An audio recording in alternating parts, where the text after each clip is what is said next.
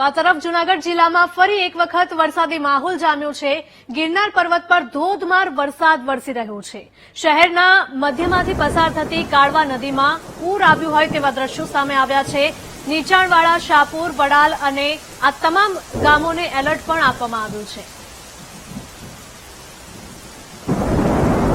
જૂનાગઢ જિલ્લામાં ફરી એક વખત વરસાદી માહોલ જામ્યો છે।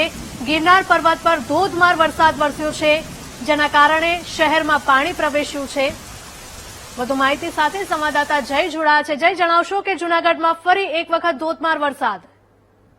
જી હિરલ, ખાસ કરીને જણાવ્યું કે ગઈકાલે પણ જૂનાગઢ જિલ્લામાં અનરાધાર વરસાદ વરસવા પામ્યો હતો, ત્યારે આજે પણ વહેલી સવારથી જૂનાગઢ જિલ્લામાં જે વિસાવદર તેમજ વંથલી તેમજ માણાવદર વિસ્તારમાં અનરાધાર વરસાદ વરસવાને લઈ જે ગિરનાર પર ભારે વરસાદ વરસ્યો હતો તેને લઈ કાળવા નદીમાં ઘોડાપૂર આવ્યું હતું અને નીચાણવાળા વિસ્તારો હતા તેને એલર્ટ પણ કરવામાં આવ્યા હતા।